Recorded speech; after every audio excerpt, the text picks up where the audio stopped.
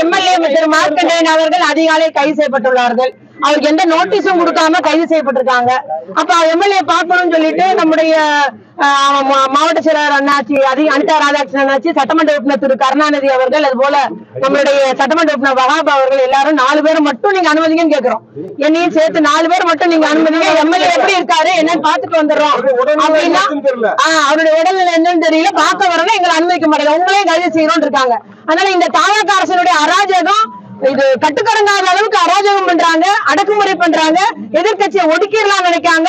நீங்க ஒடுக்க நாங்க நீர்க்குமிழி போல மேலெழும்பி வருவோம். அதுதான் உண்மை. அத்தனை தொண்டனும் வெகுண்டெழுந்து வர போறான். எங்களுடைய தலைவர் பாத்து வர சொன்னாங்க. அதுக்குதான் நாங்க சென்னையில இருந்து வந்திருக்கோம். இதை பார்க்க வர முடியும். அவருக்கு என்ன நிலைமையில இருக்காரு, என்ன நிலைமையில இருக்காரு எங்களுக்கு தெரியும்.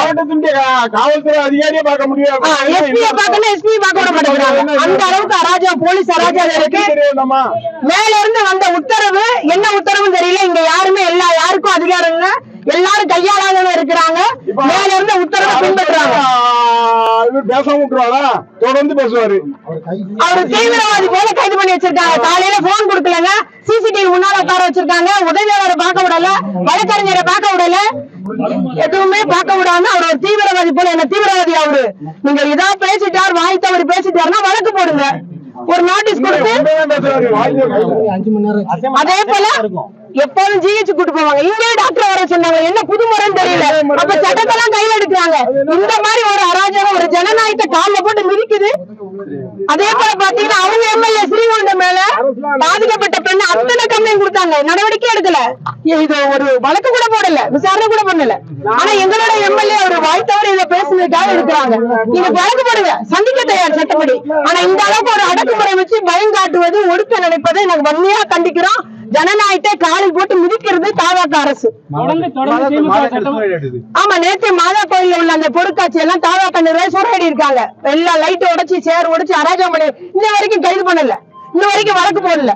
அதே போல பழனி ஆண்டவர் கோயில்ல அந்த பட்டா போட்டாங்க பாருங்க, பட்டா போட்டவனா பட்டா எழுதுவான இன்ன வரைக்கும் கைது பண்ணல. ஆனா பட்டா போடப்பட்ட செய்தி போட்டவன கைது பண்ணி வச்சாச்சு. அவங்க அந்த அளவுக்கு ஒரு அராஜகம் இந்த ஆட்சியில நடைபெறுகிறது. நாங்க வன்மையா கண்டிக்கிறோம். மக்கள் அத்தனை பேரும் புரிஞ்சு கொள்வார் எந்த அளவுக்கு அடக்குமுறை ஒரு கையாளுகிறார் என்பதை புரிந்து கொள்வார்.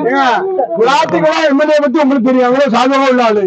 அவர் என்னது அவர் மனசுல பட்டே பேசினார். சட்டமன்றத்துல வந்தா நாங்க பதிலாட்டி கொடுப்போம், சரியான பதிலாட்டி நடக்கும் அப்படிங்கிறத சொன்னாரு. இதுல என்ன தப்பு இருக்கு? என்ன அவரு ஒரு வழக்கறிஞர், டிஎஸ்பி தான் கூப்பிட்டு என்ன நீங்க ரிசைன் பண்ணீங்க, எம்எல்ஏ ரிசைன் பண்ணீங்க. சுதீர்னு டிஎஸ்பி கூட ஒருத்தர் சவாரி போட்டு வந்தாரு. ஆனா ஏடிஎஸ்பி வெளியே இருந்தாரு, சாப்பாடு சாப்பிட்டு இருந்தா மிரட்டினாரு. இப்ப இடுப்புல கை வச்ச மாதிரி தோல்ல கை வச்சாரு. நான் சொல்லிட்டேன் ஒரே வார்த்தை, திமுக எந்த காரணமும் தொட்டு பார்க்க முடியாதுங்கிறதா என்னுடைய இது. எங்களுடைய தலைவர் என்ன சொல்றோம் அதுதான் நடக்குமே தவிர எதுவும் நடக்காது. இப்ப இந்த எம்எல்ஏ பார்க்க கூட உங்களை அனுமதிக்கல, யாரையும் திமுக தடுப்பு வேலி அமைச்சு மாவட்ட காவல் கண்காணிப்படுத்தி ஒரு முகாம் மாதிரி வச்சிருக்காங்க. இதை பத்தி தீவிரவாத முகாம் இல்ல, நீங்க நம்ம எம்எல்ஏ பத்தி தெரியும், உள்ளாத்துக்குள்ள எம்எல்ஏ பத்தி எல்லா நிருபருக்கும் தெரியும். அது எவ்வளவு சாதகமா உள்ள ஆளு, மக்களுக்காக எப்படி பணியாற்றக்கூடியவர். அவரை பிடிச்சு கொண்டு உள்ள வச்சிருக்காங்களே. ஸ்டெர்லைட்ல 13 பேரை சுட்டாங்களா, சடன்னு சுட்டாங்கல்ல, அவங்கள யாராவது பிடிச்சாங்களா? அவங்கள யார் மேல ஏதாவது நடவடிக்கை இருந்துச்சா? இதுக்கெல்லாம் ஒரு முடிவு இல்லையா? அந்த முடிவெல்லாம் காண்பதற்காக தான் நாங்க சட்டமன்ற உறுப்பினர் 4 பேர் மட்டும் போய் பார்க்கலாம்.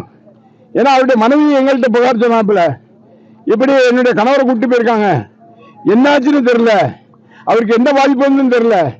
ஏற்கனவே அவர் சுகரு அது இதுன்னு மாத்திரை சாப்பிடுவாரு, முதுவலிக்கும் மருந்து எடுத்துட்டு இருந்தாரு. இப்பேற்பட்டவரை இப்படி கூட்டு போயிட்டாங்க அப்படின்னு அவருடைய மனைவி எங்களுக்கு போன் பண்ணி சொன்னாங்க. நாங்க பார்த்து அதை விளக்க காணணும்னு பார்த்தா நாங்க விடமாட்டேன்னு இடுப்புல கை போடுறாரு. அவரு டிஎஸ்பி இடுப்புல கை போடுற அளவுக்கு அவருக்கு தைரியம் வந்துச்சுன்னா என்ன தைரியம்? மக்கள் பிரதி மரியாதை இல்ல, இல்லன்னா மக்கள் பிரதிக்கு மரியாதை இல்ல. ஏங்க ஒரு 4 மாசம் தான் அவங்க ஆட்டம், 4 மாசத்துல முடிஞ்சு போவோம். இன்னைக்கு பாராளுமன்ற கூட போகுது. அதுல உங்களுக்கு 4-5 நாள்ல முடிவு தெரிஞ்சிடும். அதுக்கப்புறம் அவங்க சொட்டையை நாங்க முடிச்சிடுறோம்.